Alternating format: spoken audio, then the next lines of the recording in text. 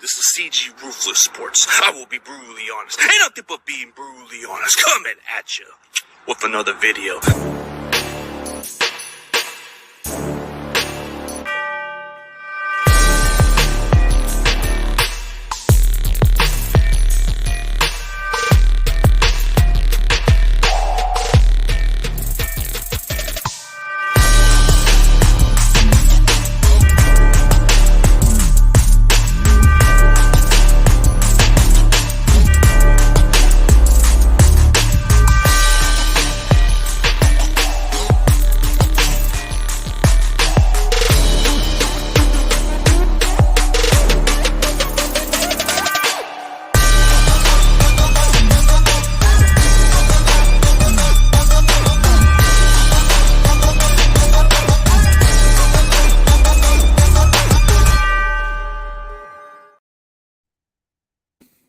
What's up, everybody? Ladies and gentlemen, I'd like to welcome Central Valley's own 49er faithful, my boy, Dane Madden.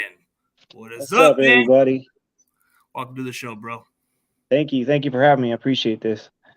Yeah, no problem, man. It is an honor to have our own local area. You know, you come from the 209, I come from the 559. Yep. It goes on a good note, man, that we all unite. Dude, it's like Niner fans are live out here in the valley, huh? Up and down the valley, like we out here, man. It's packed. California's packed with us, man. Yeah, and I definitely did appreciate the flag that Renee gave me, and then you were there too, so it was pretty cool for that Saints game. But was looking forward to seeing you at that Commanders game, but you had some stuff going on. But I started seeing a lot of your videos, and I've seen you in a lot of rap videos. So what made you become this name? Is it just your actual name, Dane Madden, your government name, or is it just a name you came up with on a video game? No, that's my name. Yeah, Dane Madden. Actually, it's kind of funny because my dad's side was 49ers, and my mom's side's Raider fans. And so my mom's side, they actually tried to pull a quick one. And they actually named me John Dane Madden. So my literal first name is John. My name is literally John Madden, spelled Jon. But I went by Dane, as a kid. I don't even know why they named me John. They didn't even, John Dane, JD, and then they called me Dane. I think it was just a reason to spank me when I didn't listen or something. But they ended up calling me Dane. That's what I go by. That's my actual name. And lo and behold, I'm a huge 49ers fan, and So my mom's side of the family wasn't too happy with me Sunday rubbing it in their face, but hey, that's how it goes. So there is a John Madden, just with no H, but happens to be a 49ers fan, not the Raider John Madden. Oh, wow. That's me. That's interesting. That's pretty tight, bro. Like your name after a legend and your name after a video game. Right? Yeah, that's pretty. Yeah. A lot of people ask me, are you related to him? Are you related to him? I'm like, bro, do my eyebrows look orange? Like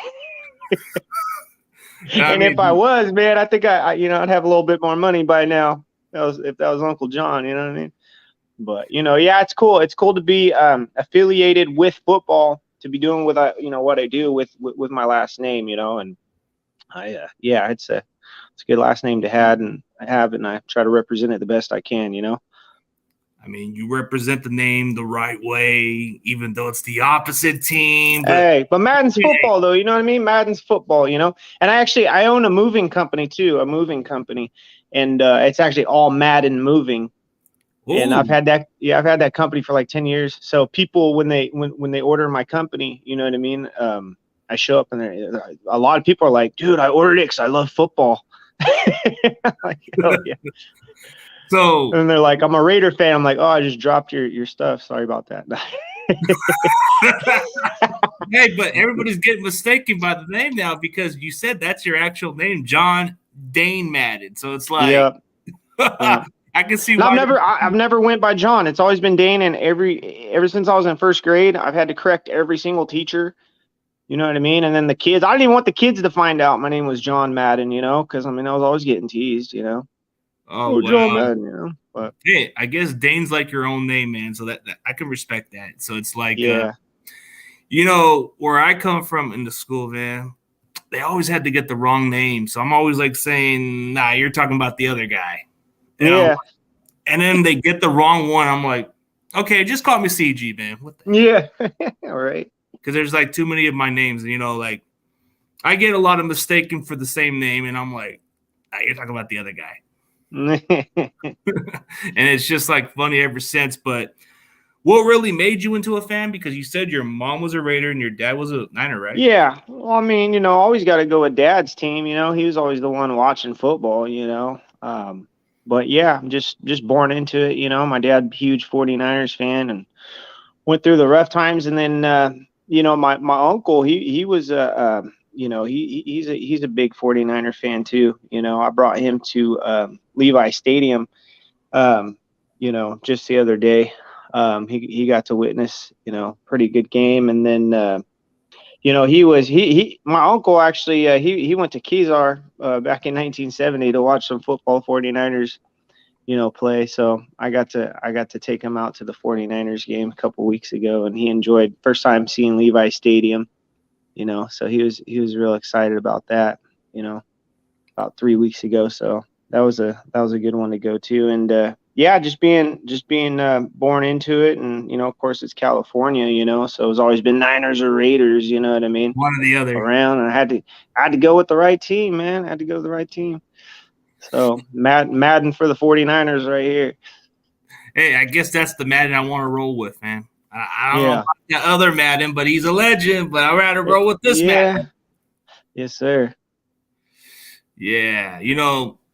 What's even kind of interesting is you started doing some rap music. So what really got you into doing this type of stuff?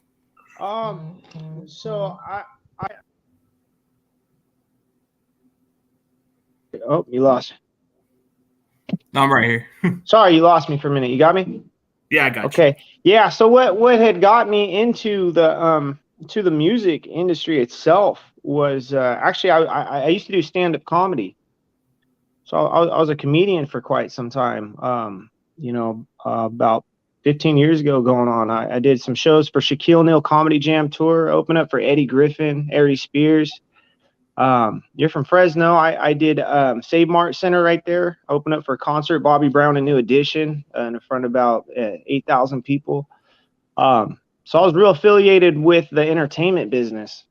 Loved doing stand-up, man. That was my thing. And I was actually getting ready to do a little tour. I was getting ready to do a Stanislaus County Fairgrounds out here at a couple spots, and COVID hit. And that kind of put a halt to my entertainment, and me being a creative soul and having that energy, that was my outlet. I had to find something to do. Comedy was shut down and I was getting really antsy. So I wrote some music, hit the little studio. One of my buddies, Jay Books, local friend. We used to skateboard and stuff back in the day, but he was doing some music and I saw one of his music videos. I'm like, man, that's cool. If I could do that, or he could do that, I should try, hand at that. And wrote some music. And lo and behold, I sent it. A buddy told me, hey, send it to this guy, DJ Flex, on Kiss 98.7 FM in Louisiana. They're one of their biggest hip hop stations out there. And he picked it up. They put it on the radio out there, some of this mainstream music I was doing. But I always, watched Heat, man, for many, many years. Dave Cannell, watching his stuff, man, that guy's so good. His talent, his music used to pump me up, I was like, man, maybe I could do something with the Niners, And I found the Central Valley Faithfuls, Froy and Nason, real good guys in my community. And they had put together this group, I ran to them and I just spontaneously, I thought about it and I said, I'm going to put 2 and 2 together here. And I came up with Red Gold, Let's Go. That was about a year ago, and it went around Facebook, got around like 80,000 views or something like that on Facebook, nothing too major, but it let me know I was on the right track. And from there, I the Niner, he boosted me up, man. That guy's awesome too, and just a whole great crowd. Everybody that does 49ers music is just, real supportive of everybody. And it's just, I like it a lot. I like everybody's values and how much they love this team. And, and I think it's going to go places, start with Heat, what he did back in the day, I just, man, the talent that we have. Oh yeah, the talent for sure. But it's raw, man. Here's somebody that you're very familiar with. He's going to be a guest coming up on Friday. But, yeah, that's my boy right there, Del G, man. That's another guy. That's my boy, man. He'll call me and we'll just sit on the phone for hours just cracking up about the craziest stuff, man. That guy's got such good energy right there. That's such a good soul. He actually reached out to me too, this whole album he did, man, is amazing, and he reached out to me. He was one of the guys. He's like, hey, Dane, let's surprise Ray, and put on this new track, and that's Raised Up a Niner. That's a new music video that'll be airing here pretty quick. So yeah, it's just, I think, I'm a firm believer, and I think God's got me in the right place, doing the right things with the right people at the right time. Look at our team right now, man. We're unstoppable at the moment. We're on a roll, but like you said, you had your comedy career and it just went a different direction. But once you found that purpose, it just went from there. Sometimes a change of new direction is for the better, Sometimes the COVID year was something weird, like when when there was a COVID year for me, what was I supposed to do? I didn't have much to do. I wasn't really into like the YouTube stuff until I started to get accustomed to what I saw a lot of content creators, and then I started building my channel slowly. And I saw a lot of guys like John Chapman and a lot of other content creators I've seen over the years. But I would always think of John Chapman that goes on top. And I know there's other guys like Grant Cohn and quite a few other guys, I'm not missing on everybody else, but I'm just saying when I first got into watching content from the Niners, I started watching more of John Chapman first. And then Nothing But Niners came in. Rombo was another guy. And then Grant Cohn was a guy that came around too, but I was just more into the breakdown films, and that's what got me into it. And then I started watching more of my boy Josh Putin. He does great breakdowns, and Johnny Dell does great breakdown, or Johnny Dell Academy does great breakdowns. I mean, there's a lot of great Niners content creators, and I wouldn't want to put any other comparison to myself. I just try to I try to bring the best guesses I can. And I try to be more realistic and not try to make people buy into the false hopes and stuff like that. All right. Well, I mean, that's all we could ask for. You know what I'm saying? Just someone to be real. And man, look what you're doing for us. You know what I mean? As artists, I mean, we're stoked to be on your show. And Del G is talking. He's out here supporting me too. And you know what I mean? He's all excited. So we appreciate you, man. You keep it rolling. You know what I mean? Yeah, if you would have told me if you would have told me that I would have had Julian Peterson on my show, I would have told you. That is awesome. I tell you guys. Highlight. Hell yeah. I'd be telling you guys are lying to me, man. I don't think it's going to happen because it's like a long shot, But lucky for me, I was talking to Jamie Winborn like a while back, and he kept me in contact with Peterson. And then what you see in the back of my autograph, or on this side right here, you'll see Peterson sign that autograph, because I asked him if he could sign it, and all I had to do was just go online to find an unsigned autograph. Yeah. And then he gave me his address, and I shipped it there, and it took him months later to get it back. But the cool part was he was nice enough to do it. I got Fred Warner right here. That was pretty cool this year to get. Yeah. You see, I got it a little different though. I was at the training camp, and I figured out the trick to get an autograph, or you know what I mean? When there's a big crowd, there's a kid holding out his hat, and I held out mine like it was him holding out the hat. Fred Warner took it thinking it was the kids, and then he kind of shook his head at me when he realized it was a grown man that kind of snuck that one in there. But hey, I got the autograph. I guess he kind of just was okay with it at that point, right? Yeah, that's like whatever. Yeah, and then you see Derek Smith's autographs right around here. Yeah, he was on my show too. I never. Awesome. I mean, all I did was reach out to him on Facebook, and then he was just nice enough to respond. And then that's so cool. I know some people don't like how Mike Rump turned out to be with the Niners, but as a human being, he was a good DB coach at Miami, so it was nice to be on my show. Oh, we got quite a few people. We got your boy Nate, Crazy Juice. We got Boats, one of those guys that comes on. He comes on mostly on Josh Putin's channel, but he's always been consistent on my show lately.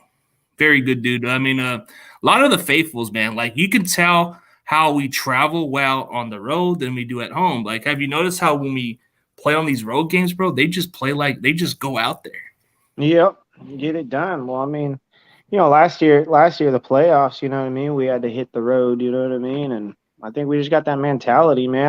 I think we're just we're just ready. We're just, getting that close, you know what I mean? And I mean, we've taken every hit we could take as far as our quarterbacks, you know what I mean? Dropping out in injuries and just getting over things. I think it's like we got that mentality. Just the resilience is just incredible, you know?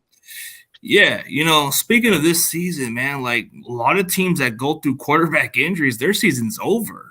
Like Right. even at a third string quarterback, you would say, man, that's It's tough. done. Yeah. Done. I mean, we're rocking position for possible, first seed coming up. You know what I mean? And it's crazy. It's like he enhanced us, And yeah, it's almost like they saved the best for last. They know how our injuries go, so like, we're really gonna put first string as third string. Let these guys get knocked down and then save the best for last. But I think we're just ready. We're gonna.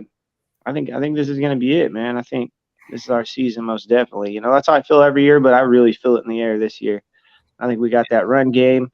Defense looked a little stagnant the other day, but hey, you can't be perfect all the time. You know what I mean? And I started kind of wondering, I'm like, well, it was New Year's the night before. Did they stay up a little too late, It could be because what stays in Vegas, but I guess David Corona has a good prediction. I mean, I hope so, but we'll see.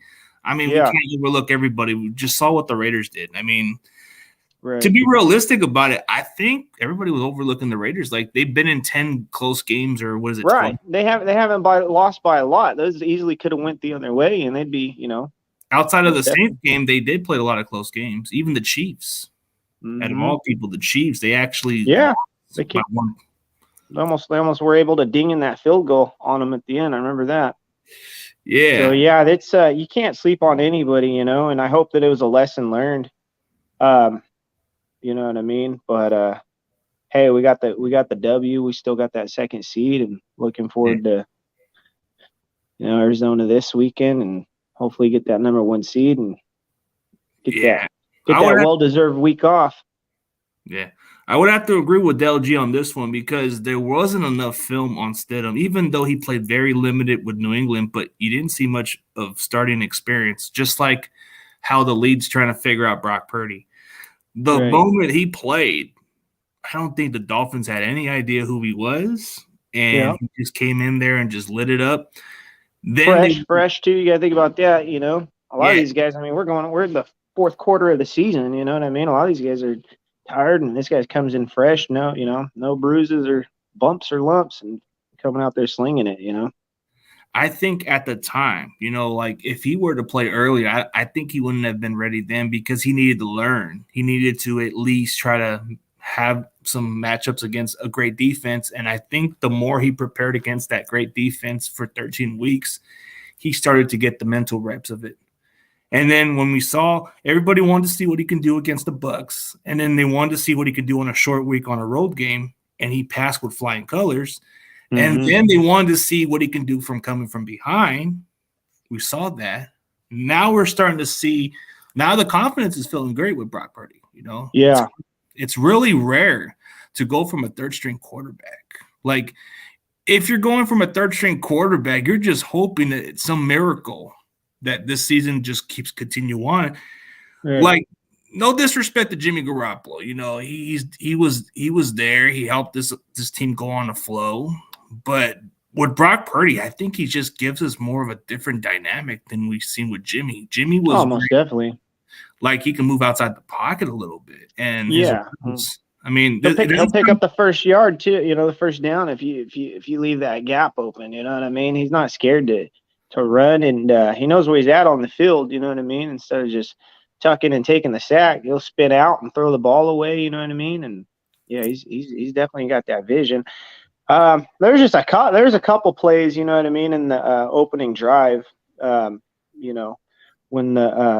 the Raiders had the underfront single safety out there, Ayuk and Kittle were running the crossing routes, you know what I mean, and they the Raiders bid on that play action pass, and Kittle was right there, you know what I mean, open. Of course, he threw it to Ayuk, and he still got the flag, but you know what I mean. Kittle was right there, wide open. There was a couple downs like that. I was like, man, you're not seeing this guy. And then, of course, towards the end there, he tried to slip in that route right there and freaking threw the interception too short, and he really his feet planted, through threw the interception. He was trying to get it out to Kittle. So it's like you want his vision to get a little bit better. You know what I mean? To examine the whole field, but he's still young. He's developing. But for what we can see so far, he's absolutely, man, he's got what it takes. Yeah, he does. I mean, that's some parts of being a rookie is he's going to have his moments, but it doesn't seem like he's actually kind of putting us in position to where we're out of the game. No, like there's just like that game against the Raiders where they were up by 10 points in the third quarter. This would have been the pressure for this kid. And yeah, that's where he didn't fold. He didn't fold. Even when he threw an interception, he showed that he'll bounce back. He didn't smile about a dumb interception, like which we all know that certain quarterback that we're talking about, he smiles and moves on with it. But for Purdy, he gets hard on himself. So he really takes that very seriously, and then he moves on to the next play. And like the more I see Brock Purdy, man, I just see more of a poise, like just a veteran. Like he looks like he's been there for so long, but I haven't seen a rookie like this since Big Ben. Big Ben was undefeated in his rookie year. He played like a savvy veteran out there. And you're starting to see a little bit. I know it's too far off on the comparisons, but there hasn't been a rookie like that since Big Ben came into the league. Because when Big Ben came into the league, there wasn't film on this kid. He played 13 straight games and was undefeated. He may have won 2 playoff games. But what you saw from Big Ben going into that year, he was playing like a veteran out there, like a 10-year vet, looking like it was nothing. We're seeing exactly what Brock Purdy can do. And the way how Del G said it best, he had 4 years of college experience at Iowa State. A lot of starts. Played in a big hostile environment. Played in a big competition. I mean, I think the Big 12 to me doesn't get much recognition as much as the other conference. But you look at the way they compete, it's more of a shootout type team. Their defense isn't all that. But they do get an offense that puts on a lot of points. And we've seen what he did against Oklahoma, Oklahoma State, Texas, and Texas A&M, and a lot of big stadiums. He's actually overcome those environments. And it shows, man. He's there like Shanahan said, he's the most poised rookie that he's ever coached, and it shows right there. He's just ready to take on whatever comes our way, and that's why I think it's definitely gonna be an interesting off season. I don't know what route we're gonna go. I think Jimmy's most definitely gone. But what do you think? And Trey Lance back up and Purdy looking to start? I mean, I'm not sure. That's a question mark we all want to know throughout the offseason. That's going to be a tough one because if Purdy continues on doing what he does, do you even like? I know this is part of question it. Do you even question it? It's like she's already proven, But this is where the question mark can be out of the question. Like, let's say hypothetically, it's possible. Let's say hypothetically, if this does go into our favor, he goes into the Super Bowl as the first rookie to ever start, and for whatever reason he wins. I don't think there's not even a question that you just don't even consider. Like you stick with it. What else could you ask for? But you don't want to demote a guy that just won you a Super Bowl. As much as I love Trey Lance, but it would be hard to just go back to Lance if Brock Purdy's playing too good. Yeah. You know what? To be honest, what kind of spoke volume to me, as the difference in these two quarterbacks, is that loss in Chicago when they had footage of Trey Lance over there making it rain on strippers with a bunch of money after that loss. And I'm thinking to myself that's not what somebody that really cared about, taking his team to where it needs to go would do. You know what I mean? Don't you think you'd be in there trying to figure out what the hell am I going to do different at this point? Check out your next opponent, watch some film, try to better yourself. But he's out there acting like he won, playing the spot of the superstar. And to me, that was kind of like, I didn't really like that. But Brock Purdy, he just seems more of he doesn't want to stop until he gets this done. You know what I mean? His flash is going to be that ring on his finger. You know what I mean? That's how I feel about it. And that kind of showed me a lot just right then and there. And I can respect what you're saying because what we saw in that film, I don't know if that was like before the season, but I think they kind of like debunked the part of what happened when he did that. I think that was Yeah. I mean, given everybody's got their right to do whatever they're gonna do, you know what I mean? But it was just with that loss. If that was in fact after the Chicago loss in Chicago, that's just like, to me, that's like you don't go do that. You didn't win, bro. Like, you're supposed to be studying the film, like they say. Exactly, figuring this out, not checking out the twerk. Get to work, not the twerk. You know what I mean?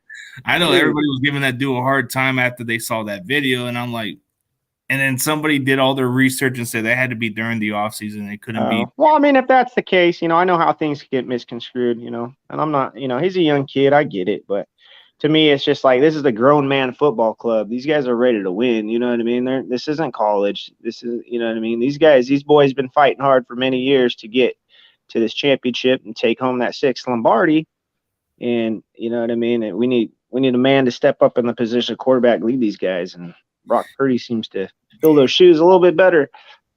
I think the way Brock's playing, man, he's just playing like it's nothing out there. Like, he's not even being asked to do too much. Just like throwing darts right on the freaking target, man. Just what else could he ask for? He's only getting asked to maybe throw about 20 passes a game or around there, and the running game takes care of itself and the supporting cast he has. But against the Raiders, he was getting the pressure to do a little bit more, and he did step up to the plate a little bit. So he did. That's what we can ask for. Some people are saying, well, he's just a system of Shanahan. Let's see what he could do when he's behind this type of points. And what we saw against the Raiders, I was thinking we were down by 10. I want to see what Purdy's made of. And I saw what he could do. And it's like, okay, I guess he's getting better, and that's all we can ask for. Most of Shanahan's quarterbacks that he's drafted in the past, they've never excel after that. Like, they get their first start or get their opportunity, and then they don't do nothing. I wanted to see what Brock can do from there, because when he got into that Dolphins game, to be fair, he just caught them off guard. He was just coming off the bench. And then when we saw him against the Bucs lighting up that Bucs defense, which is a pretty good defense, no joke. And then on a short week to Seattle, man, Seattle. it got me to be more like, okay, I'm feeling this kid. Yeah. And then we're seeing the Commanders game. I was there in person. I'm like, okay, I'm feeling this. He's got what it takes. And then that Raiders game, I'm like, how the heck are they even in this game is beyond me. But we were down by 10 points. In my own head, I was thinking, damn, we're gonna lose if we keep this up on our game. And then when I saw Purdy show that poise, I'm starting to think, okay, if we do this, okay, we got a chance. It went from like a little doubt, and then once he started to march down the field and gave this offense a chance and move it down the field and the running game started clicking, I'm starting to say, okay, Brock Purdy's giving me a chance to believe now. Yep, he kept it going, man. And that defense, what was going on with that defense, you think? 0 sacks? That threw me off.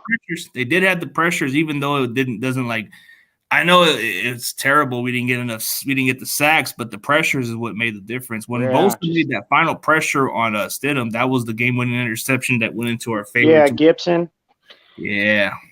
Well, he did all right. He had 4 tackles, and of course, that OT pick when it came down to it, that was kind of a gimme when he snatched that ball. But man, that would have been the way that Robbie Gould missed that field goal. Wouldn't have surprised me if dude, Robbie Gould gimme pick at the end too. Man, that was horrible.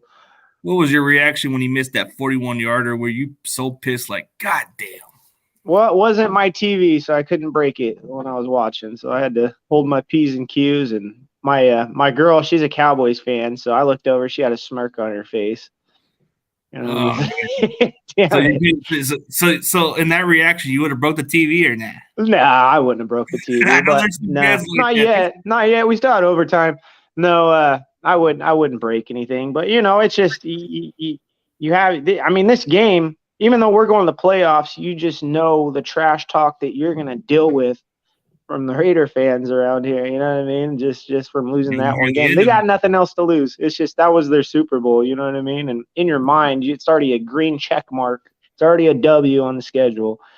You know what I mean? And I'm just like so excited to see that tail whooping that we're going to lay on them, and then for that to happen, and Robbie Gould to just miss that, which he never misses those. You know, it was just like, man, punch to the gut, and I was, man, freaking Eye of the Niner was there with me, Ray Pena, and he was holding his composure better than I was. Little I don't know, he had $1,000 bet on that game.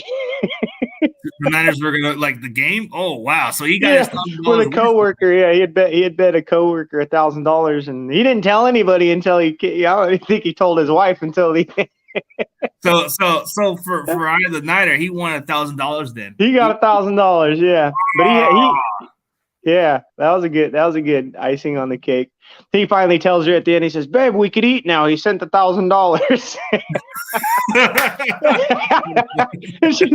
she's got this look on her face like, "What money?" Like, oh, I won $1,000 by the way on this game. You know, I was happy for him. That's cool. You know what I mean? But it was just, and of course we had our big old event there, the Central Valley Faithfuls, you know, and you know, those guys, we all put a lot into those watch parties. So we want everybody to have a good time. We got the DJ, we got the food, we had the Raider Pinata, we had, you know what I mean? It was going down. So for us to continue our festivities, of course, you know, that was a must win right there, you know, first of the year, you know. But yeah. I've actually tried to bet with some of these Raiders, and you know what it is, bro. You don't get paid, no. I've dealt with bet welchers, so I'm not going to even bother with them. Yeah. If you can't pay the bargain, then don't even bet with me. Yeah. Yeah, that's it. I guess Nate's waiting for his cousin to pay up the bet. Oh man, these Raiders, man. Let me tell you about some of these Raiders fans. They either just got to give you off their welfare check or something. Yeah, hey, double up the EBT card then. Give me that. Yeah, give me the EBT card if that's I don't want to take their food stamps. I mean, no thanks, man, but okay, we'll take whatever you got. We'll take whatever you got, brother. The fucking the cold cheese wick vouchers. Give it to me. Take whatever you got, bro. Yeah, but yeah, no, it was definitely a relief when Robbie Gould freaking got that second, you know, one in at least. I was like, man, that would have ruined my year, bro. I mean, because even going through the playoffs, if we win the Super Bowl this year, you know, the excuse was we beat you guys, so we're like Super Bowl champ, you know, we beat the suit. That would be their thing, you know. That would be what they would talk about, but then you'll hear some Bears fans say, "Oh, we beat you guys." Yeah. That was early. Bronco fans will say, "Oh, we beat you guys." Yep. Falcons will probably say the same thing. Falcons will probably say the same thing, but then Chiefs will say, "Okay, we may have beat you in the regular season, but you guys beat us when it matters." Damn, can't even say it. I mean, come on, man. Like, see, this is why you shouldn't bet money with some Raider fans. They don't pay up to their bargain, bro. They don't pay up the bets. Yeah. It's like I feel bad for you, man. Just keep your damn money if you're not going to pay up, man. Just don't bet me again. Don't even do it, huh? Dale G ain't got to worry about Raider fans all the way out in Atlanta, though. Just the Falcons, the Birds. I think that's what he would deal with because I've seen in Atlanta that's all they got. I've actually collaborated with some Atlanta Falcons vid makers that are from Atlanta. They're good people. I mean, there's one that lives in Chicago and he does great content for the Falcons, even though it's weird. Like, how are you a Falcons fan in Chicago when it's Bears country? But I guess people have their own ways. Yeah, they do got some Raider fans down in Georgia because of what's his name? That one player that played over there. George Atkinson is from Georgia. That's where all the connections come from because some of the players from the Raiders come, like George Atkinson comes from Georgia and a lot of other players they drafted in the past. But there's a strong fan base from all different states. Like, it's pretty deep, yeah. Yeah, we do got those Raider fans in Fresno, of course, because it's the car. Now everybody's turning on. Yeah, Fresno State. You got Devontae Adams from there, and then also Derek Carr, you know. But it looks like they're trying to move on from Carr at this point. Yeah. Oh, yeah, he's gone. Yeah, and Roberto lives in Texas, but this is a common chapter I've heard of in the Niners chapter besides Dallas and Houston and other cities. El Paso is a very common chapter for the Niners. Like, I've seen some chapters from the El Paso chapter that I've just seen a guy have like a Niner empire or something with El Paso since they established since almost 20 years. I think 2006 or something or whatever the year was. But this guy had the chapter patch with the El Paso with it. and he was at the tailgate with us. And so he came from El Paso. Crazy, man. You think Texas would just be overran by Cowboy fans, huh? There's some like that, but we have a pretty strong chapter. Yeah. See, that's what he's talking about. This is the chapter that I was talking about. I think that's the one that he's referring to because there's a chapter of that in El Paso. There's some in Memphis, too. They got some strong, deep fan base down Memphis. And international is pretty deep, especially in the UK. You get some down, I think Germany has them, too. And then you get a little bit of everything. But, I like how we have a pretty strong fan base, especially down the UK. They're pretty passionate. I ain't going to lie.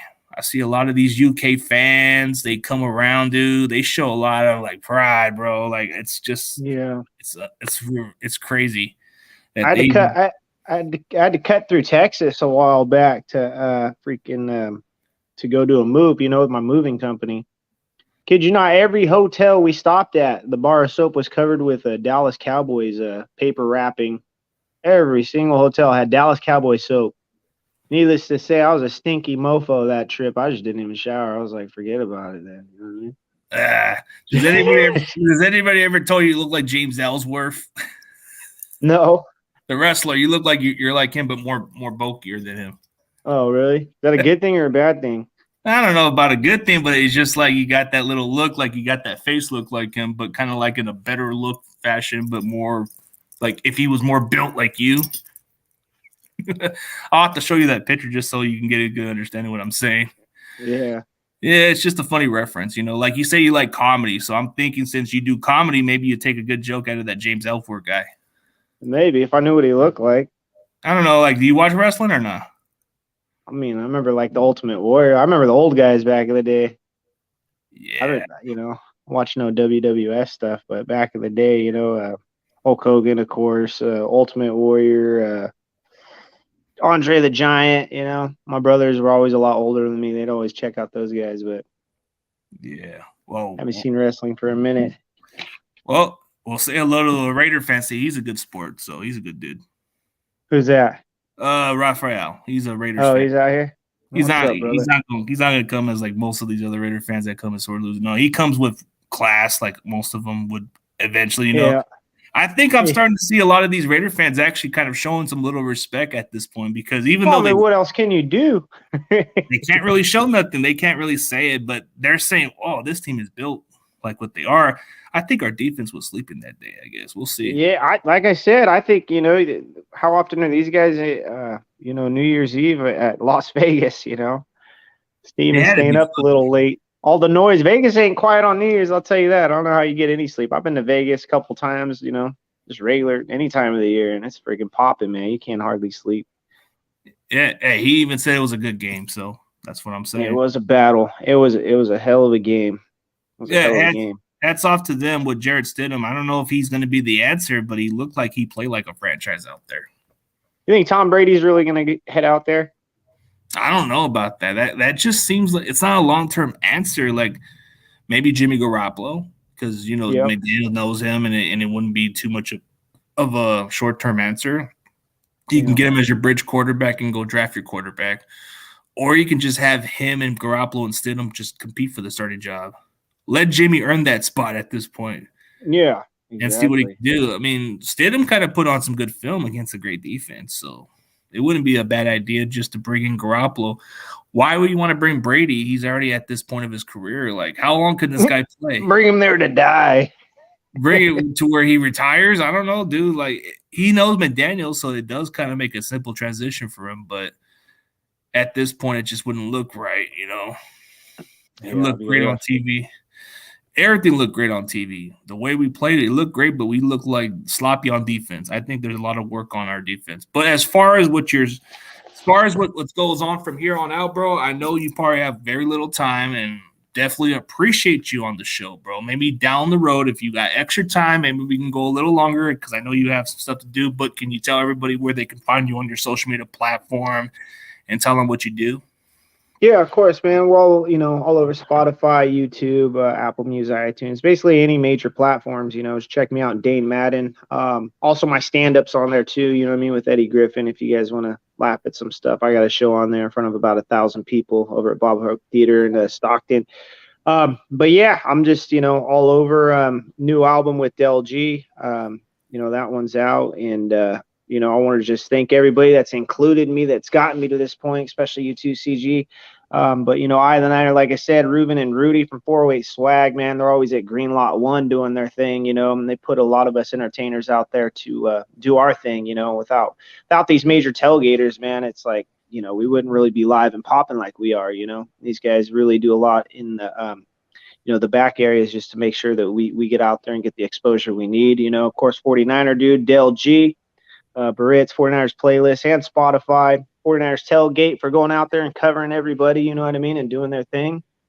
And, of course, Dave Cannell, man, for doing his thing and inspiring me to do what I do now. He's a real awesome guy, man, and he's real humble for, for his level of talent. You know what I mean? That guy is really humble, and he's really willing to give anybody a chance, kind of give you some, advice. You know what I mean? If you ask what, I really appreciate that in everybody that I've come across. Of course, Central Valley Faithfuls, really appreciated these guys for backing me up and, getting us out there and doing what we do for the community. Been doing a lot of fundraisers. We do toy drives. We do all kinds of things for the community. And these guys, they really have a heart of gold, and I wouldn't be here without them.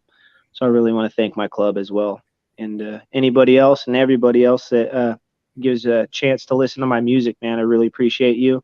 All the positive vibes. I'm going to keep going, keep pushing. Yeah, man. And this guy went from a comedian into a Niners rapper, man. It just tells you how much this change of year of COVID year, man. This guy is the man, and he's got the name Madden, bro. So you can't just can't hate on it. You got to love the game a little bit, man. That's what it is, bro. And you represent the Central Valley. We all unite. 209 559 unite. And or do we even include the 916, whatever? How's that work? Hey, you know what? Hey, you're 49er fans, man. Man, love them all, man. Everybody is awesome, bro. We all pull together, do our thing, and represent for our team. You know what I mean? I love it. I love it all represent. But, hey, man, I really appreciate you, man. And as always, for everybody else, man, go check out my boy Dane Madden. He's on a couple rap videos, and he does a couple of music every now and then. So you shouldn't be missing out on this guy. He's always on some Niners rap videos at times. You may see him on Dave Cannell's videos. You may see him on the Eye of the Niners video. You may see him on Del G's videos. You may see him on the Niner, Niner Dude? Yep, I know 49er Dude. 49er Dude, there you go. I had him on my show. We got a brand new music video drop. It actually should be this coming week. Me, Del G, and Eye of the Niner. It's called Raised Up a Niner. So I actually have my my little son, my little 7-year-old featured on that too. And we have really some pretty cool scenes on that. So you guys check that out. That should be popping out here in the next week. So that's gonna be a fun one. Okay, so that's gonna be a preview for everybody else to check out. The Raised to be a Niner. Check it out, guys. It's gonna be coming up pretty soon. But as always, we'll see you guys later, and go Niners.